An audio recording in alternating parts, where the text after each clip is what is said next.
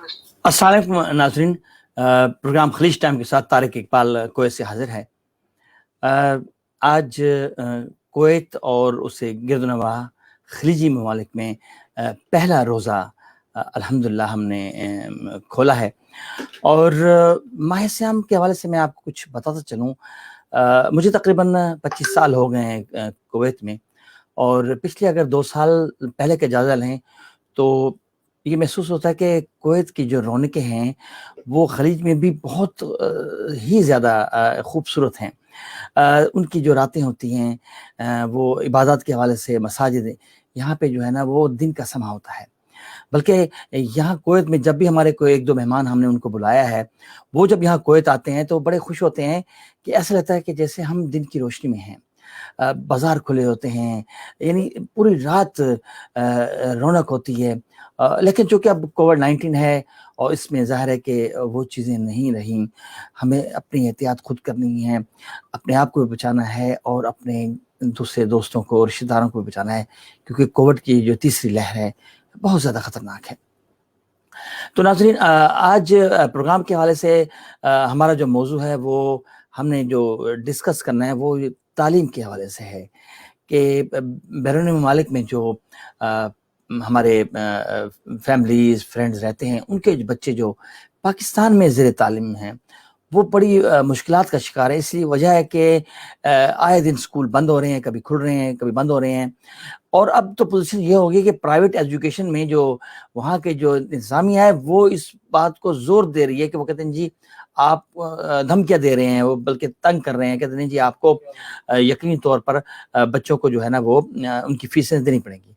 तो ये एक अलमिया है, ये एक ऐसी प्रॉब्लम है जो हर बंदे को ये फेस हो रही हैं। इसका हमने कुछ हल निकालना है। हमारे दरमियान इस वक्त जो मेहमानान हैं उनसे हम बातचीत करेंगे, और डॉक्टर अब्दुल शकूर सियाल को हम वेलकम कहते हैं। वेलकम, शुक्रिया। उसके अलावा हमारे दरमियान हमारी बहन हैं जो बहुत पढ़ी लिखी हैं और सऊदी अरब में होती हैं, आजकल वो पाकिस्तान में हैं, मैडम साजिदा। तो उनसे भी हमने बातचीत करनी है और पूछते हैं कि किस तरह के वो मसाइल फेस कर रही हैं, और उनका हमने हल जो है इस तरह निकालना है कि हमारे जो पाकिस्तान में जो हुकाम बाला हैं उन तक ये मैसेज जाए और कुछ ना कुछ पेशरफ्त हो सके। तो सबसे पहले जनाब अब्दुल शकूर साहब, आप माहिर तालीम भी हैं और आपका एक वसी तजर्बा है, आपने बहुत कुछ लिखा भी है। तो यकीनी तौर पर ये जो हालात चल रहे हैं, आप जो कि मुख्तलिफ आपका सीरीज़ है स्कूलों की, और फिर दूसरा ये है कि आप खुद इस माहौल को देख रहे हैं कि कोविड की वजह से काफ़ी हद तक परेशानियाँ, मुश्किलात आ रही हैं। निज़ाम कुछ यूँ बदला हुआ है कि आज से पिछले साल की अब मैं ज़िक्र करूँ तो उस वक्त स्कूलों को जो है प्राइवेट सेक्टर में उन्होंने 20% डिस्काउंट का उनका मतलब हुआ था, और वालिदैन जो है वो पे कर रहे थे। लेकिन इस बार जो है, जो इस वक्त जो खतरनाक सूरत हाल है, लेकिन फिर भी ऐसा हुआ है कि डॉक्टर साहब के कुछ कंपनसेट नहीं किया जा रहा आपके इदारों से, और वालिदैन परेशान हैं, और ख़ास तौर पर जो बैरून ममालिक में हमारे हम जैसे बस रहे हैं या हमारे दूसरे लोग बस रहे हैं, उनको परेशानी हो रही है।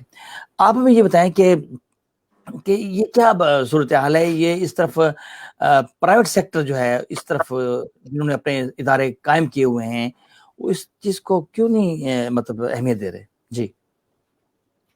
अच्छा जी, सबसे पहले तो मैं आपका शुक्रगुजार हूँ कि आपने प्राइवेट स्कूल्स को भी ऑन बोर्ड लिया, और ये चीज जो है हालात को समझने में बहुत आसानी पैदा करेगी।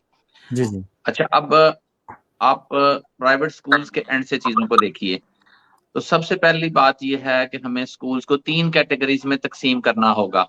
जी एक वो स्कूल्स हैं जो 2000 रुपए से कम फीस ले रहे हैं, जिनको जी मैं समझता हूँ कि ये कमाई नहीं कर रहे, ये इबादत कर रहे हैं, सिर्फ खिदमत कर रहे हैं। क्योंकि 2000 से कम फीस में अक्सर जो स्कूल्स हैं वो कुछ बचा ही नहीं पाते, वो रोजी रोटी बड़ी मुश्किल से सफेद पोशी के साथ चलाते हैं। उसके बाद अगली कैटेगरी है वो 5000 रुपए माहाना फीस वाले स्कूलों की है, जो कि निस्बतन बेहतर हालत में होते हैं, اور مڈل کلاس کو اور اپر مڈل کلاس کو کیٹر کرتے ہیں. اس کے بعد ایک اور کیٹیگری ہے جو 5,000 سے اوپر سکولز والی ہے. اچھا اب یہ تینوں قسم کے جو سکولز ہیں ان کی اسٹریٹجیز ڈفرینٹ ہیں اس کووڈ میں. جب 20% ڈسکاؤنٹ کیا گورنمنٹ نے تو آپ ذرا سوچئے دنیا کا کون سا ایسا کاروبار ہے جس میں 20% پروفٹ ہوگا. جی تو جی میں چونکہ سکولز کے ساتھ ریلیٹڈ ہوں مجھے بھی اندازہ ہے. تو شاید وہ جو سکولز ہیں جو 5,000 روپے سے اوپر فی لے رہے ہیں شاید ان کا پروفٹ ایسا ہوگا. اور it is very unfortunate I will definitely سے کہ ٹی وی پہ جو لوگ آتے ہیں وہ یوزلی ان اسکولوں میں اپنے بچوں کو پڑھا رہے ہوتے ہیں جن کی فیس 10,000 20,000 50,000 روپے تک ہے. جی اچھا ان کے گلے شکوے بالکل مختلف نوعیت کے ہیں لیکن 95% جو ہیں سکولز وہ 5,000 روپے سے کم فیس والے ہیں. اچھا ان کی بات ہی کوئی نہیں کرتا. تو پرابلم کو اگر سمجھنا ہے تو سب سے پہلے ہمیں یہ دیکھنا ہوگا کہ آپ کس قسم کے سکولز کی بات کر رہے ہیں. مثلا یہ جو آج کا ٹاپک ہے اس کے حوالے سے میں یہ عرض کروں گا کہ 5,000 روپے سے کم کے جتنے بھی سکولز ہیں شاید ہی کوئی ایک ایسا سکول ہو جن کا پروفٹ مارجن 20% سے زیادہ ہو. میرا نہیں خیال کہ کسی کا ہوگا. اچھا سکولز کے اینڈ پہ جو پرابلمز ہیں وہ بھی دیکھیے پہلے, لیکن میں اس سے پہلے کہوں گا کہ والدین کی بھی بڑی ہمت ہے. ان والدین کی جو اچھے والدین ہیں جو فیسیں اس موقع پہ بھی دے رہے ہیں کیونکہ بہت سے پیرنٹس ایسے ہیں دیر از اے سگنیفیکنٹ نمبر, بہت سے نہیں مجھے کہنا چاہیے تھا, قابل ذکر تعداد ایسی ہے جس نے فیسیں ہی نہیں دی اس عرصے میں. اچھا دونوں اینڈ پہ پرابلمز ہیں جہاں پیرنٹس بہت سے معاملات میں شاکی ہیں, ان کی شکایات ہیں, اسی طرح سے سکولز کی بھی بہت سی شکایات ہیں جس میں پہلی بات یہ ہے کہ بہت سے ایک قابل ذکر تعداد نے فیسیں ہی نہیں دی ان مہینوں کی. اچھا جب فیسیں ہی نہیں دی تو جو سکول کے اخراجات ہیں وہ چل نہیں پا رہے کیونکہ سکول کے دو بڑے اخراجات ہیں. نمبر ایک کرایہ بلڈنگ کا, اور یہ 90% جو سکولز ہیں وہ کرائے کی بلڈنگز میں ہیں. بالکل. اس کے بعد ٹیچرز کی تنخواہیں. اچھا جو بھی بندہ تھوڑا سا بھی صاحب ضمیر ہے اس نے پوری کوشش کی ہے ایمانداری کے ساتھ کہ اپنے ٹیچرز کو تنخواہیں دے اور بر وقت دے. ہاں اس میں تھوڑی سی ڈیلے اس صورت میں ہو سکتی ہے کہ اگر کسی پہ فیسیں لیٹ آئیں تو اس نے تھوڑی سی لیٹ کی, لیکن الٹیمیٹلی اسے سکول چلانا ہے تو اسے پیس بھی دینا پڑے. اب یہ دو خرچے ہیں, بچت کہاں سے ہوئی کہ جی وہ بجلی کا بل اور ٹیلی فون کا بل کم ہو گیا. اچھا سکولز والوں کو چونکہ وہ آن لائن کلاسز بھی دے رہے ہیں, اب دیکھیے سکولز والے کیا فیسلٹیز دے رہے ہیں. نمبر ایک on line classes, number 2 what's app پہ ویڈیوز بھیجنا, نمبر 3 ہوم فیسیلیٹیشن کے بچہ ٹیچر کے گھر جا کے ٹیسٹ دے لے کم از کم, چلے پڑھتا نہیں وہ ٹیسٹ ڈھونڈ دے. نمبر 4 ہوم ورک جو کہ پہلے صرف ایک دفعہ جاتا تھا اب ہر مہینے جا رہا ہے. ہر مہینے مجبوری یہ ہے کہ اگر ہر مہینے بھیجیں گے والدین آئیں گے تو شاید کوئی فیس بھی دے گا, اگر یہ ہوم ورک نہ جائے تو والدین نہ آتے ہیں نہ فیس دیتے ہیں. اب یہ ان کے سارے اخراجات اسی طرح سے ہیں کیونکہ انہوں نے ٹیچرز کو بلانا ہے تو آن لائن کلاسز ہوں گی. ہاں وہ ٹیچر اپنے گھر سے کلاس لے رہی ہے, انٹرنیٹ کے اخراجات, ٹیلی فون کے اخراجات, بلڈنگ کے کرائے, ٹیچرز کی تنخواہیں, یہ سارے خرچے وہیں پہ ہیں. صرف بجلی کا بل کیا لے کم ہو گیا. صحیح. اب اس پرابلم سے نمٹنے کے لیے کہ نہ تو فیسیں پوری آ رہی ہیں اور نہ ہی مالک جو ہے وہ کم کرنے کو تیار ہے کرایہ. ہم میرے 10 ایک سکولز ہیں تو میں نے 10 لوگوں سے بات کی, میں نے انہیں یہ کہا کہ دیکھیں جی یہ میرا بزنس ہے, نفع اور نقصان کا میں خود مالک ہوں, مجھے بات کرنی نہیں چاہیے اصولی طور پہ, لیکن میں آپ سے یہ بات اس لیے کر رہا ہوں کہ یہ پینڈیمک, یہ آفت جو ہے یہ کسی وقت کسی بھی بندے پہ آ سکتی ہے. تو آج ہم پہ اور کئی دفعہ آپ کو کوئی مسئلہ ہوتا ہے آپ ہم سے کرایہ ایڈوانس لے لیتے ہیں, تو میں یہ دیکھنا چاہتا ہوں کہ ہمارے ساتھ کون کھڑا ہے. 10 میں سے 6 لوگوں نے یہ کہا کہ ہم آپ کو 1 ماہ کا کرایہ چھوڑیں گے, یعنی 6 ماہ اگر سکول بند رہے تو 1 ماہ کا کرایہ چھوڑا. صحیح. ایک ساتھی جو تھے انہوں نے کہا جی جتنے ماہ سکول بند میں آپ کو آدھا کرایہ چھوڑوں گا. صحیح. 3 لوگوں نے کہا کہ جی ہم نے ایک پیسہ نہیں چھوڑنا, آپ کو دینے پڑیں گے پیسے, آپ نے جانا ہے تو چلے جائیں, نہیں تو آپ کو پیسے دینے پڑیں گے. No this is the attitude we are facing from the owners of the buildings. تو اسکول والے کو ذرا دیکھیے کہ وہ کہاں پھنس گیا, اس کے اخراجات وہیں کے وہیں ہیں. والدین میں سے ایک قابل ذکر تعداد کہہ لیجیے 25-30% جو ہیں وہ فیسیں نہیں دے رہے. اور میرے پاس بھی ایسے لوگ آئے کہ جنہوں نے 6 ماہ کی فیسیں نہیں دی, بچے 5 ہیں, پیسے بن گئے ہیں 1 لاکھ روپیہ, انہوں نے مجھے کہا جی لینا ہے تو 50,000 لے لیں ورنہ ہم بچے کو کہیں اور لے جاتے ہیں. تو میں نے کہا اب یہ 1 لاکھ روپیہ جا رہا ہے, چلے جو 50,000 آ رہا ہے وہی لے لیں.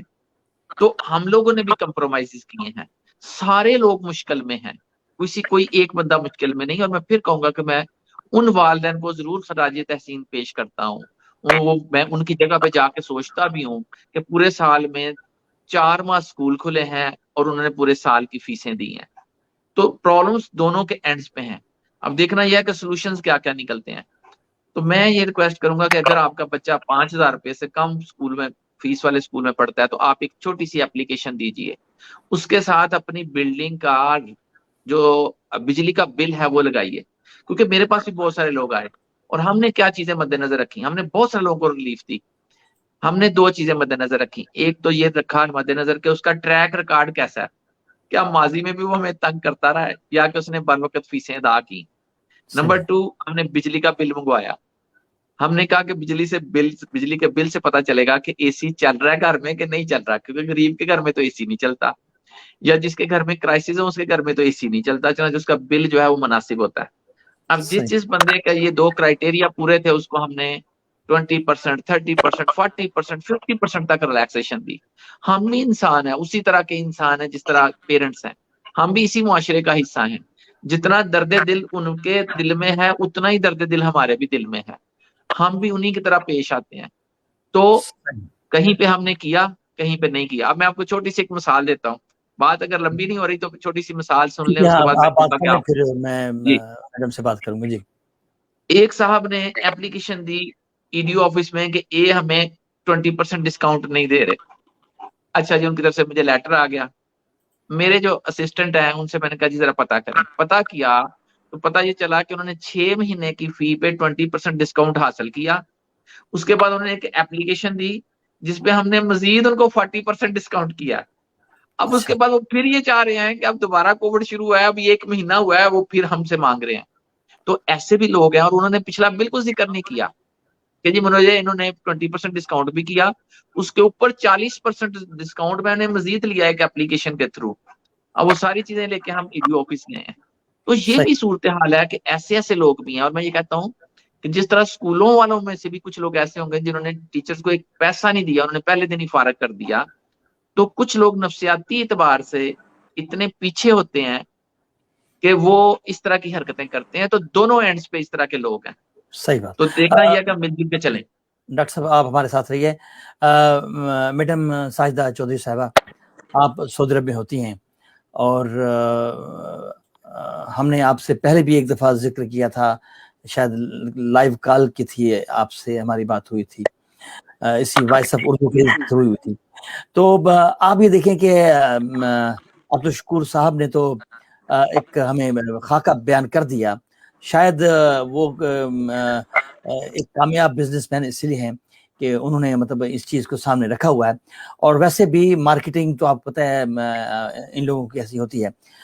چلیں وہ درد دل والا بھی انہوں نے ذکر بھی کیا. تو آپ کو لگتا ہے کہ ان کے اندر اتنا درد دل ہوتا ہے کہ وہ بیرون ممالک میں جو ہم پاکستانی بیٹھے ہیں, جو اتنی کثیر رقم پاکستان بھیجتے ہیں, ہمارے لیے ان کے لیے ہے کوئی جگہ ہے؟ جی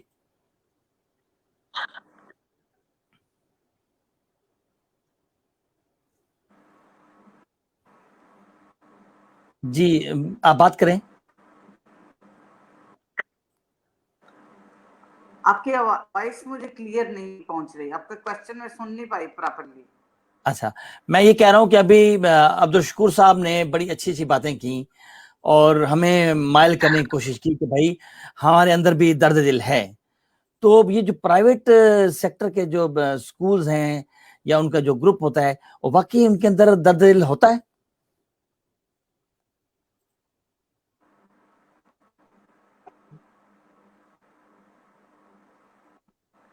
سب سے پہلے تو میں آپ کا شکریہ ادا کروں گی کہ آپ مجھے موقع دے رہے ہیں بات کرنے کا.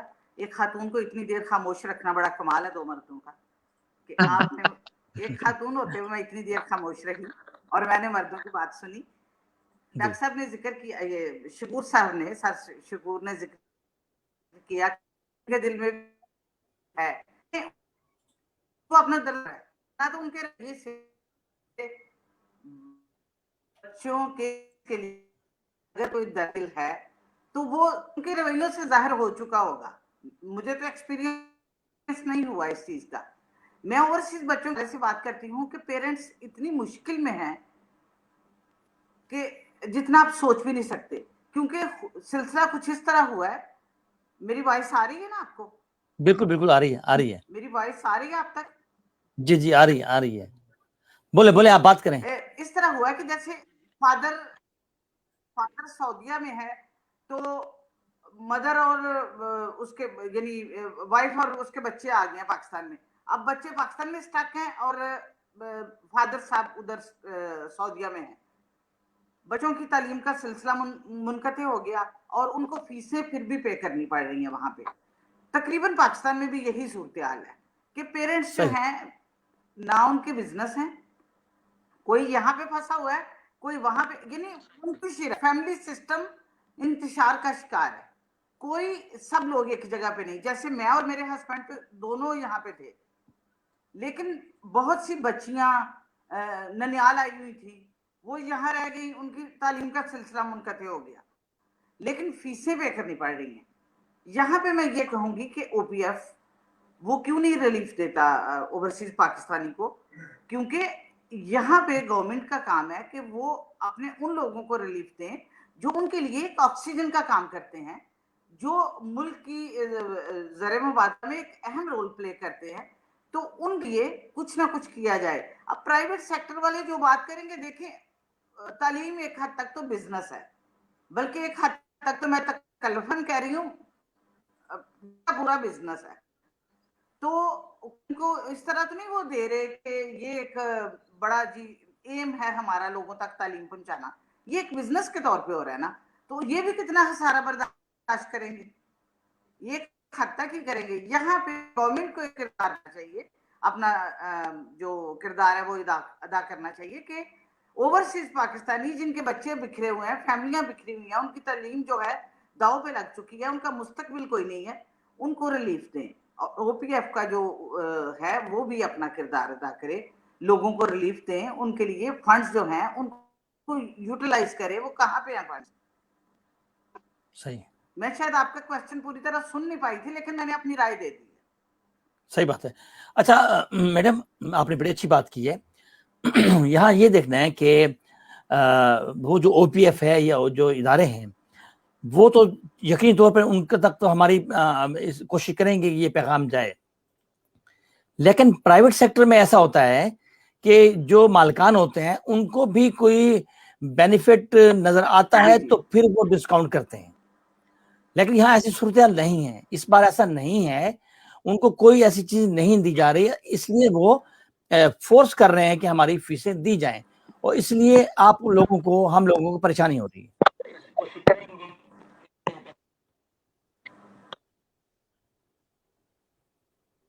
जी, तो अब अब्दुल शकूर साहब, उन्होंने अभी अपनी पॉइंट दिया, कुछ उनका नेटवर्क का भी मसला है। बात यह है कि मौजूदा जो हुकूमत है उसमें जाहिर है कि उन चीज़ को इसका इदराक ज़रूर है कि हालात जो हैं वो अभी कोरोना की वजह से काफ़ी संगीन ज़रूर हैं, लेकिन फिर भी अगर वो आपको इस तरह का कोई सेटअप देते हैं जिसमें आप ज़्यादा से ज़्यादा, जाहिर है कि उसमें मोस्टली जितने भी लोग यहाँ बच्चे पढ़ते हैं वो सारे तो अमीर नहीं है ना, सारे लोग मतलब गरीब भी हैं, तो उनको आप कैटेगराइज, जैसे आपने कहा कि नेटवर्क प्रॉब्लम है मुझ तक आपकी। अच्छा ठीक है, तो नहीं मैडम, अब आपको मेरी आवाज आ रही है?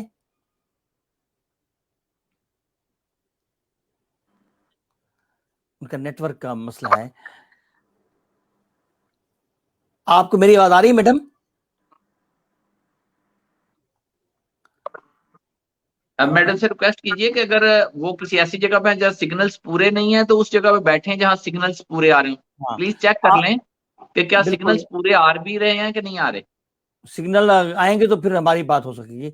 अच्छा डॉक्टर साहब, अब मसला ये है कि आप लोग चूंकि इतने इदारे चला रहे हैं और इतने आपके माशाल्लाह सीरीज है स्कूलों की, آپ لوگ جو ہے نا وہ کسی حد تک یہ چیزیں پہنچائیں، پیغام دیں کہ بھئی ہمیں بھی اس طرح کا تھوڑا بہت مالی طور پر سپورٹ ملے تاکہ ہم ان غریب طلبہ، ان غریب والدین کی کچھ سپورٹ کر سکیں. ایسی کوئی چیز آپ حکام بالا تک نہیں پہنچاتے؟ جی بالکل پہنچاتے ہیں. حکام بالا سے ہماری بہت ساری میٹنگز ہوئی ہیں. ہر دفعہ کہہ لیں ایسی بات کر دی جاتی ہے جس کی وجہ سے وہ کہتے ہیں کہ جی ہم کر رہے ہیں، ہم اناؤنس کریں گے، ہو جائے گا. لیکن آپ کے بھی علم میں ہے کہ عمران خان صاحب جو ہیں وہ لینے پہ تو یقین رکھتے ہیں، دینے پہ ذرا کم یقین رکھتے ہیں، کیونکہ ملک کے حالات ان کے خیال میں بہت ہی برے ہیں، اور اتنے برے ہیں کہ فنڈز نہیں ہیں تو کوئی بھی کام ایسا نہیں ہو پا رہا جس کی وجہ سے وہ فخر سے کہہ سکے کچھ. مہنگائی کو دیکھ لیں کہ کہاں پہنچ گئی، اور بہت ساری چیزیں جو ہیں اس طرح سے ہیں. ترقیاتی کام جو ہے وہ رکے ہوئے ہیں. تو اسکول کو بھی اسکول سے کہہ لیں کہ جو ہے نا جی کمزور ایک ادارہ ہے. ٹھیک ہے، یہ پڑھے لکھے لوگ ہوتے ہیں، یہ لڑائی جھگڑے پہ نہیں آتے، یہ دھرنوں پہ نہیں آتے، یہ مرنے مارنے پہ نہیں آتے. چونکہ پڑھے لکھے ہوتے ہیں، سوفسٹیکیٹڈ ہوتے ہیں، بات چیت پہ یقین رکھتے ہیں. اور چونکہ یہ حکومت جو ہے شاید دھرنوں کی پیداوار ہے اور یہ دھرنے کی ہی بات مانتی ہے، تو ہم تو اس طرح کے لوگ نہیں ہیں. تو ہم نے بڑی کوشش کی ہے، بڑی ملاقاتیں کی ہیں، پرائم منسٹر تک بھی اپنا پیغام پہنچایا ہے، لیکن ہمیں ایک لالی پاپ دے دیا جاتا ہے کہ جی ہم کچھ کریں گے، لیکن کوئی ایسا عملی طور پہ کیا نہیں گیا. اپنے طور پہ میں پھر کہوں گا کہ جتنے والدین اچھے ہیں، اچھے کام کرتے ہیں، ہم بھی کر رہے ہیں. مثلا میں ایک اسکول والے کو جانتا ہوں جس نے نہ صرف اپنے ٹیچرز کو پوری تنخواہیں دی، بلکہ اس نے رکشے والوں کو بھی کئی لاکھ روپے جو ہیں جو اپنی زکوٰۃ کے تھے وہ رکشے والوں کو دیے، کیونکہ اس کا خیال یہ تھا کہ والدین تو چلیں پھر بھی کچھ کھاتے پیتے ہیں، یہ رکشے والے جو ہیں ان کا کام جو ہے وہ کئی ماہ سے بند ہے. کچھ والدین بڑے اچھے تھے، انہوں نے ان مہینوں کے بھی پیسے دیے رکشے والوں کو، لیکن کچھ نے بالکل پیسے نہیں دیے. تو اس بندے نے رکشے والوں کی بھی ہیلپ کی. کین یو امیجن کیسے لوگ بھی ہیں. تو ایسے لوگ ہیں ڈیفینیٹلی، اور ہر طرح کے لوگ ہیں. تو جی جی اپنا میڈم آپ کو میری آواز آ رہی ہے؟ جی آ رہی ہے. چل الحمدللہ. اچھا عروج خان اس وقت، کیونکہ یہ پروگرام براہ راست دیکھا جا رہا ہے وائس آف اردو کے توسط سے، ایک خاتون ہے ہماری عروج خان، انہوں نے کہا ہے کہ او پی ایف کا کیا کردار ہے، اور وہ اس طرح کی جو مطلب ظاہر ایک فاؤنڈیشن ہے ان کو بھی اوورسیز پاکستانیوں کا خیال رکھنا چاہیے. تو اگر ہمیں او پی ایف کی سپورٹ مل جائے تو میں سمجھتا ہوں کہ شاید یہ آدھا مسئلہ تو ہمارا حل ہو جائے گا. آپ کا کیا خیال ہے؟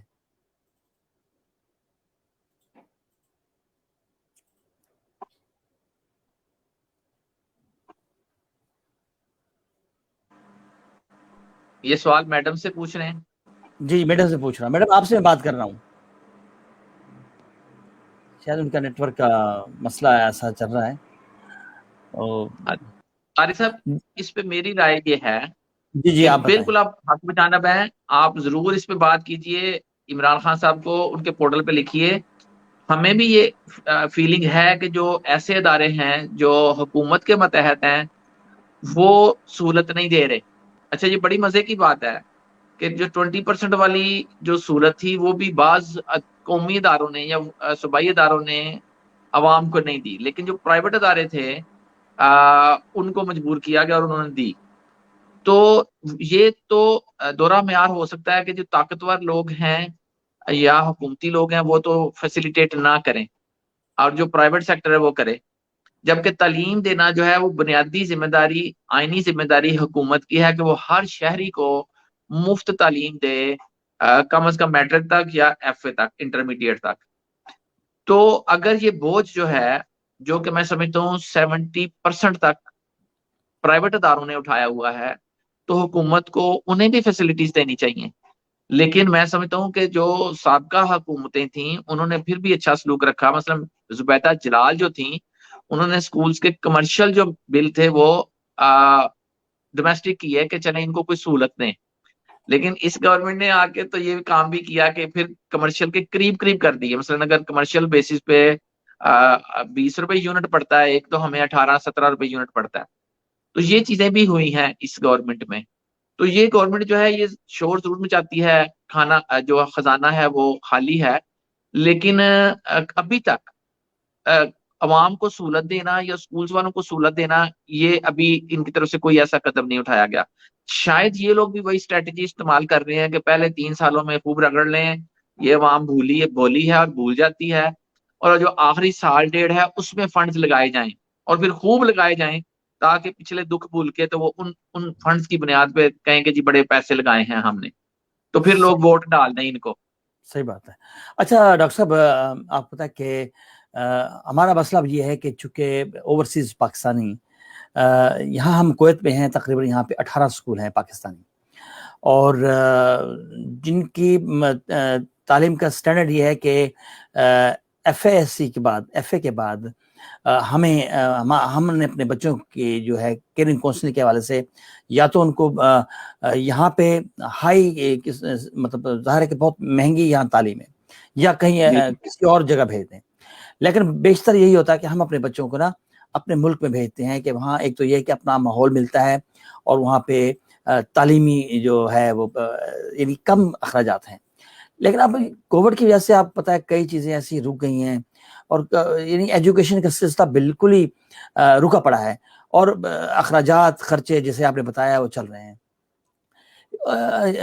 کوئی ایسا پلاننگ نہیں ہے ہمارے ہاں, سسٹم صحیح نہیں ہے. اس سسٹم کے حوالے سے بتائیں کہ یہ سسٹم ایسا کیوں ہے, اور اس کو میں بہتری کی کیا گنجائش ہے؟ جی. اچھا, اس میں کچھ چیزیں ہمیں دیکھنا ہوں گی. سسٹم تو ہمیشہ سے اسی طرح سے ہیں کہ کتابی باتیں اور ہوتی ہیں, آن گراؤنڈ ریالٹیز اور ہوتی ہیں. جی جی.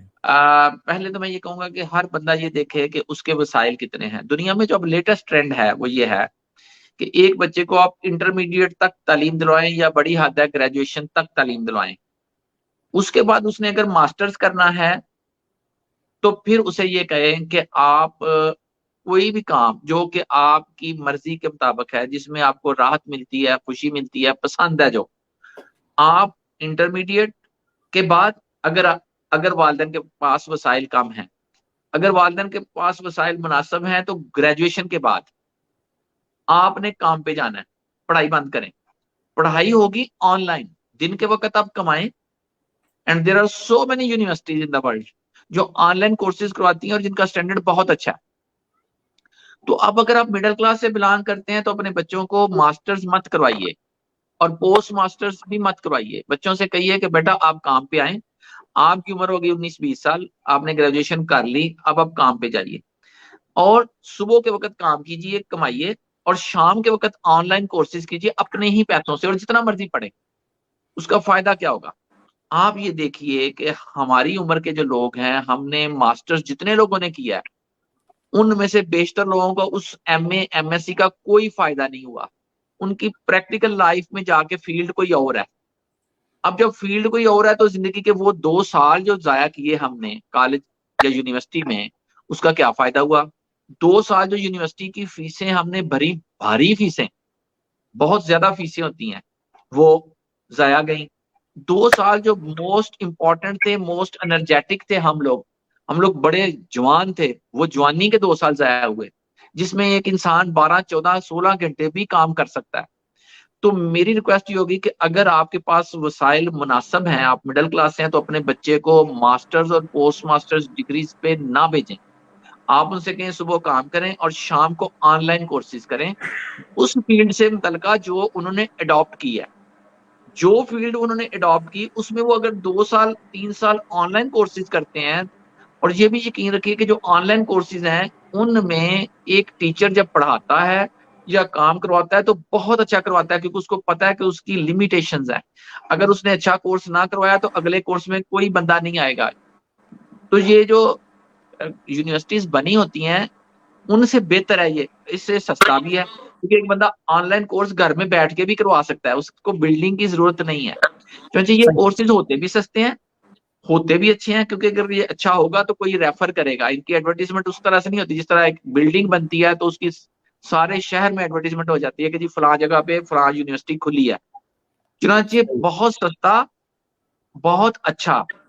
یہ کام جو ہے یہ میں کہوں گا کہ وہ لوگ جو بہت محنت سے پیسے کماتے ہیں بیچارے, اور ہمارے زیادہ تر پردیسی جو ہیں وہ ایسے ہی لوگ ہیں جو بہت یہاں پہ کامیاب نہیں تھے, وہاں پہ بہت محنت کر کے سادہ سادہ سے کام کرتے ہیں اور پیسے کماتے ہیں بڑی مشکل سے. تو میں انہیں یہ راستہ دکھا رہا ہوں کہ اپنے بچوں کو اس راستے پہ ڈالیں. اس کا فائدہ یہ ہوگا کہ بچہ 24 سال تک پہنچتے پہنچتے ہو سکتا ہے لاکھوں روپے کما رہا ہو, وہ صحیح ایک بات. بڑا اچھا اچھا پروفیشنل ہوگا. جی جی جی, آپ کا پوائنٹ آ گیا. میڈم ساجدہ چودھری صاحب, آپ کو میری آواز آ رہی ہے؟ ان کا نیٹ ورک کا بہت بڑا ایشو ہے. آپ کو میری آواز آ رہی ہے میڈم؟ کٹ کے آ رہی ہے, اس لیے کٹ کے آ بات رہی میں ہے. آپ کی پراپرلی سمجھ نہیں پا رہی. اچھا ٹھیک ہے. اچھا میں یہ کہہ رہا ہوں کہ دیکھیں وہ تو چلو فیسوں کا مسئلہ تو علیحدہ ہم اس ایک طرف رکھ دیتے ہیں. یہ جو ایجوکیشن ان حالات میں آن لائن پڑھائی ہو رہی ہے, اس کا بچوں کو کوئی بینیفٹ ہے؟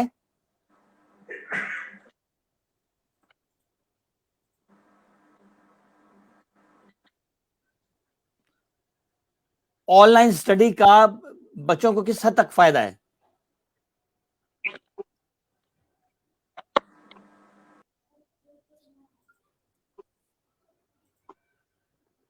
بہت زیادہ ان کا نیٹ ورک ایسا ہے.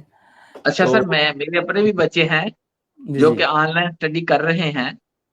جتنی دیر میڈم سے رابطہ نہیں ہوتا, میں کوشش کرتا ہوں کہ ایک والد کی حیثیت سے جواب دوں اس کا. تو میں یہ کہوں گا کہ کچھ حد تک فائدہ ہے, لیکن بہت زیادہ نہیں. آن لائن جو تعلیم ہے یہ اس کا نعم البدل نہیں ہے اس تعلیم کا جو کہ اسکول میں جا کے بچہ لیتا ہے. جی لیکن جی پھر بھی وقت کے ساتھ ساتھ چیزیں جو ہیں وہ بہتر ہوئی ہیں. مثلاً چھوٹے بچوں کی تعلیم, شروع میں بچے بیٹھتے ہی نہیں تھے, لیکن پھر آہستہ آہستہ اسکولوں والوں کو بھی سمجھ آئی اور والدین کو بھی سمجھ آئی. تو پھر کیا ہوا کہ بچے کے ساتھ بچے کی ماں بھی بیٹھتی ہے. تو جب بچے کی ماں بیٹھتی ہے تو وہ چھوٹا سا بچہ جو 4 سال کا ہے, 5 سال کا ہے یا 6 سال کا ہے, وہ بھی اب بیٹھتا ہے. پھر یہ بھی سمجھ آئی کہ ہم اس کو 5 گھنٹے نہیں بٹھا سکتے, ہم اس کو 1.5-2 گھنٹہ ہی بٹھا سکتے ہیں. تو وہ 1.5-2 گھنٹے پہ اب آگے 2 گھنٹے پہ. تو اس طرح سے بھی ہے کہ بریکس کے ساتھ بھی چیزیں چل رہی ہیں. اس طرح سے بھی ہے کہ ہوم فیسیلیٹیشن بھی دی جا رہی ہے. تو ایک طریقہ نہیں. اچھا واٹس ایپ پہ ویڈیوز بھی بھیج دی جاتی ہیں. اچھا پھر جو چیزیں ہم کر رہے ہیں ان کی ریکارڈنگ بھی بھیج دی جاتی ہے, اور وہ یوٹیوب پہ دائیں بائیں کہیں نہ کہیں پڑی ہوتی ہیں. تو چنانچہ ہم جو سکولز والے ہیں اپنے اپنے وسائل کے مطابق, میں یہ بھی کہوں گا کہ یہ کام شاید 1000 روپے اسکول والا نہیں کر پائے گا. It will be very difficult. اس کو بیچارے کی پہنچ سے ہی باہر ہے, اور بہت سارے اسکول بند بھی ہوئے ہیں, ایک سگنیفیکنٹ تعداد جو ہے قابل ذکر. تو یہ آن لائن جو تعلیم ہے یہ اس کا نعم البدل تو بالکل بھی نہیں ہے, لیکن بالکل کووڈ کے ہوتے ہوئے جہاں جان کو خطرہ ہے وہاں پہ یہ ایک طریقہ بہت بہتر ہے. بالکل صحیح ہے. اچھا جہاں تک میڈم آپ کو میری آواز آ رہی ہے؟ جی جی آ رہی ہے. چلیں شکر ہے. آپ یہ بتائیں ابھی کیونکہ میں یہ کہہ رہا ہوں کہ آپ اپنے بچوں کو جو تعلیم اس وقت آن لائن دے رہی ہیں ان کا کس حد تک بینیفٹ ہے؟ آپ آن لائن ایجوکیشن کی جی ہاں, بات کر اس رہے ہیں؟ بارے میں آپ جی بتائیں. آن لائن اسٹڈی جو چل رہی ہے آج کل اس کا کس حد تک بچوں کو فائدہ ہے؟ دیکھیں جب وہ بالکل ڈسکنیکٹ ہو چکے ہیں ایجوکیشن سے تو یہ بہت حد تک فائدہ ہے. کم سے کم کنیکٹ ہیں وہ ایجوکیشن سے.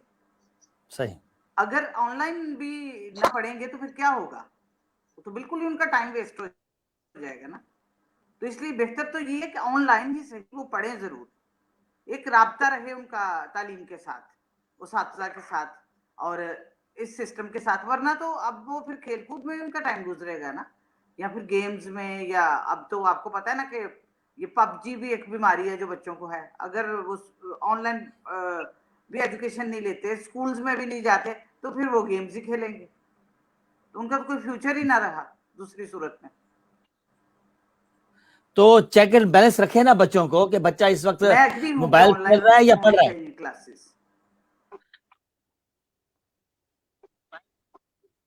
صحیح ہے. جی میں نے کہا کہ بچوں کو چیک اینڈ بیلنس رکھے نا کہ بچے اس وقت کتنا پڑھ چکے ہیں یا گیم کیا کھیل رہے ہیں. فرمایا آپ نے؟ میں کہہ رہا ہوں کہ بچوں کو چیک اینڈ بیلنس تو کرنا پڑے گا نا.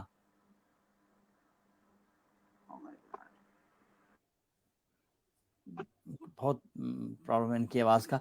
अच्छा, अब डॉक्टर अब्दुल शुक्र साहब, ये जो तालीमी फ़िलहाल जो हम बच्चों की तालीम से जब हम प्रैक्टिकली लाइफ की उसमें आते हैं, जैसे बच्चे इलेक्ट्रॉनिक्स में जाते हैं या पायलट बनते हैं या उसकी ऐसी ट्रेनिंग होती है, यानी हमारे पायलट बनने वाले मरहला आता है, वो तालीम तो ज़ाहिर है फिर वो उसको तो बहुत ज़्यादा कॉम्प्लिकेटेड हो जाएगी ना, कि वो किस तरह से वो उसको ऑनलाइन प्रैक्टिकल तो नहीं कर सकता, तो वो तो ज़ाहिर है प्रॉब्लम होगा ना।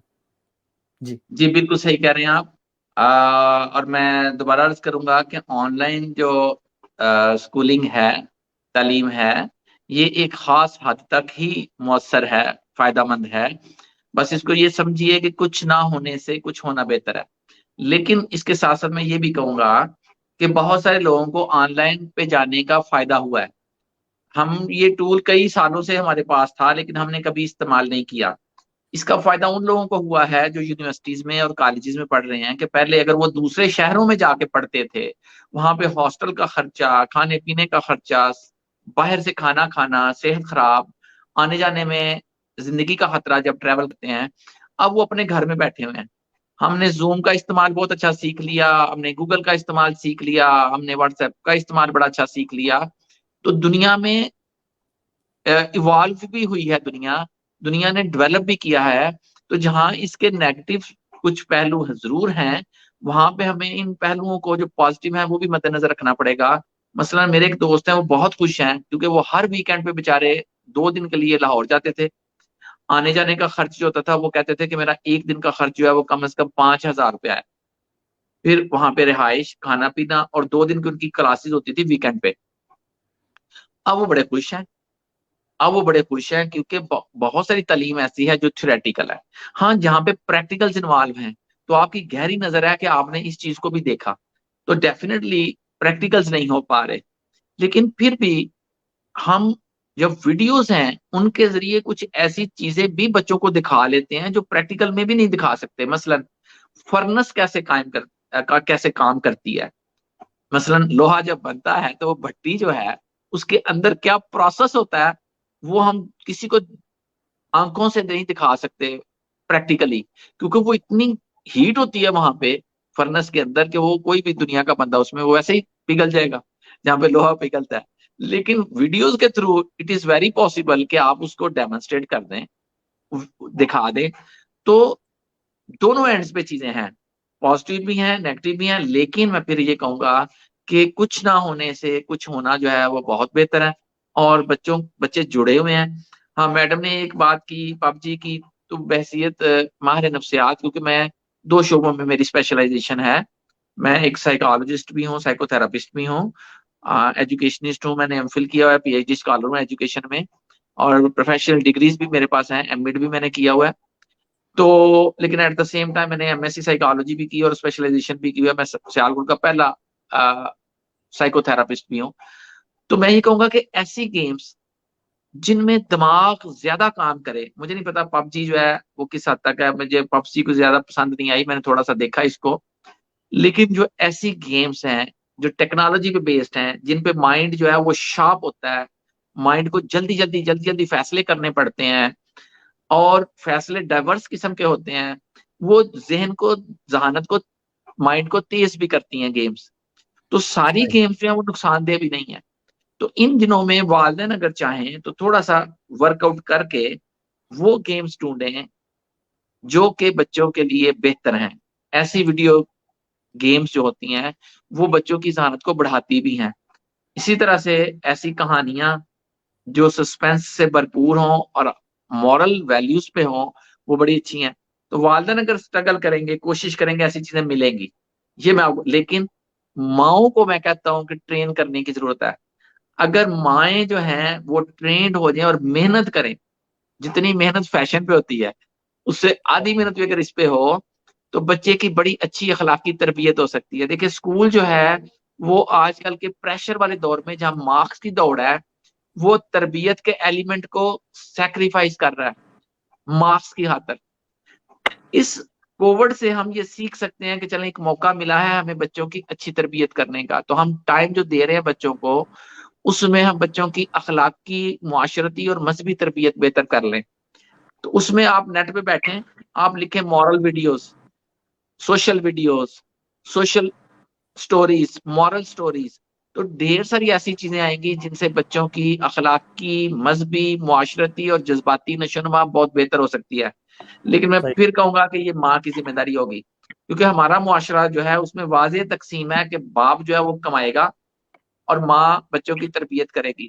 اور پچھلے 25 سال میں جتنی بھی ایجادات ہوئی ہیں ان کا سارا پریشر باپ پہ پڑا ہے اور اس کی سہولت ماں کو ملی ہے. صحیح بات مثال، اور وہ باپ جو پہلے 8 گھنٹے کام کرتا تھا اب اس کو 12 گھنٹے کام کرنا پڑ رہا ہے اور وہ 2 جابس بھی کر رہا ہے. تو ماؤں کو یہ سیکھنا بھی ہوگا اور سمجھنا بھی ہوگا کہ ان کی زندگی میں ساری سہولتیں آئی ہیں. اے سی کی سہولت گھر میں جو لگتا ہے وہ ماں کو ہے، جو واشنگ مشین ہے اس کی سہولت ماں کو ہے، جو فریج آئی ہے اس کی سہولت ماں کو ہے، جو گھر میں ٹائلیں لگی ہیں ان کی سہولت ماں کو ہے، جو پانی کی موٹر لگی ماں کو. تو جتنی بھی اب گاڑی لی ہے یا موٹر سائیکل لی ہے سہولت ماں کو ہے زیادہ. باپ کا تو دوڑ بڑھ گئی ہے، یہ تمام چیزیں پوری کرنے کے لیے، خرچے پوری کرنے کے لیے باپ کی دوڑ بڑھ گئی. تو میں سمجھتا ہوں کہ ماؤں پہ تھوڑا پریشر ہے اور ہونا بھی چاہیے. ماؤں کو تھوڑا سا سمجھنا ہے، اگر وہ سمجھیں گی، اگر وہ بچوں کے لیے محنت کریں گی، نیٹ پہ بیٹھیں گی تو بہت ساری چیزیں اچھی ملیں گی جن سے بچوں کی اچھی تربیت ہوگی. صحیح بات ہے. اچھا آپ ہمارے ساتھ رہیے. میڈم ساجدہ چودھری صاحبہ، تعلیم تو آپ نے بچوں کو دی ہے، دے بھی رہی ہیں. اب سوال یہ پیدا ہوتا ہے کہ ان کی تربیت ہم نے کس طرح کرنی ہے؟ ان کی تربیت بھی تو ضروری ہے نا. تربیت ہی ضروری ہے، بنیادی چیز تو تربیت ہی ہے. اب دیکھیں اللہ تعالیٰ جب ایک چھوٹے سے گوشت کے لوتھڑے کے لیے، اتنے سے بچے کے لیے اتنی محبت ڈالتا ہے کہ وہ پل جائے اچھے طریقے سے. اور جب بچہ ماں کی گود میں آتا ہے ایک بہت بڑی ذمہ داری ہے کہ وہ کیا دے رہی ہے سوسائٹی کو، اس کو کیا بنائے گی، وہ سوسائٹی کے لیے کیا ہوگا، اور وہ بچے کو کیا دے رہی ہے کہ اس کا مستقبل کیا ہوگا. یہ چند سالوں کے جو ابتدائی چند سال ہے نا، اسی میں ایک سانچے میں ڈھل جاتا ہے بچہ. اور اس کو ڈھالنے والی کون ہے؟ اس کے گھر کا ماحول اور اس کی ماں. باپ تو جیسا کہ ابھی ڈاکٹر صاحب نے کہا کہ وہ تو پیسے کمانے کے چکر میں باہر ہے، رات کو آئے گا. وہ پورا جو اجارہ داری ہے گھر پہ وہ تو ماں کی ہے. اور ماں کی بہت بڑی ذمہ داری ہے کہ وہ اس بچے کو کیا بنانا چاہ رہی ہے اور کیا بنائے گی. لیکن ماؤں کا یہ عالم ہے کہ وہ اپنی تھوڑی سی سہولت کے لیے، ہر ماں نے موبائل، 30 سال کا بچہ موبائل چلا رہا ہے، اس کو پتا ہے یوٹیوب کہاں ہے، اسنیپ چیٹ کہاں ہے، ہر چیز کا. تو یہ کوئی تربیت میں شامل تو نہیں ہے نا ابھی. ویسے تو خیر یہ جو کووڈ کا اب دور آ گیا تو اس میں تو اس کی امپورٹنس بہت بڑھ گئی ہے کہ ہر بندہ جو ہے وہ بچے بھی بڑے بھی وہ جانتے ہوں یہ سارا سوشل میڈیا اور ان چیزوں کو یوز کرنا، ٹیکنالوجی کو یوز کرنا جانتے ہوں کہ آنے والے سال جو ہیں وہ یہ والے اس طرح کے نہیں ہوں گے جیسے پچھلے چند سال اب جیسے نہیں ہیں. دنیا بدل چکی ہے، چیزوں کو بہت مختلف ہونا ہے اب. تو تربیت میں بھی بہت سی تبدیلیاں لانی ہوں گی. مائیں جو ہیں وہ اپنے ذاتی فیشن، ضروریات، سوسائٹی، لنچ، ڈنرز، ان سے ہٹ کے اگر بچوں پہ تھوڑا ٹائم صرف کر لیں گی تو یقیناً بہترین نتائج نکل سکتے ہیں. اسکول والوں کو بھی اس میں ایک بہتر، بالکل. وہ اسکول والوں کے لیے بہت بہت بہت بہت شکریہ میڈم آپ کا بھی، ڈاکٹر عبدالشکور صاحب آپ کا بھی. ناظرین یہاں ایک بات ہمیں یہ دیکھنی ہے کہ مسائل تو ہیں، ہم نے صرف ایک مسئلے کو چھیڑا ہے، وہ صرف تعلیم کے حوالے سے تھا کہ تعلیمی طور پر جو ہے یہ صورتحال جو بیرون ملک میں اوورسیز پاکستان میں رہتے ہیں ان کے مسائل ہیں. مسائل پاکستان میں بہت زیادہ ہیں، لیکن اس تعلیمی ماحول کے حوالے سے جب تربیت کی بات آتی ہے تو انہوں نے بڑی اچھی بات کی ماشاءاللہ کہ تربیت بہت ضروری ہے. ہم نے ایک قوم کو بنانا ہے، ملک کے لیے بہت کچھ اچھا کرنا ہے. انشاءاللہ اگلے سیگمنٹ کے ساتھ پھر حاضر ہوں گے. اجازت دیجیے طارق اقبال کو. اللہ حافظ.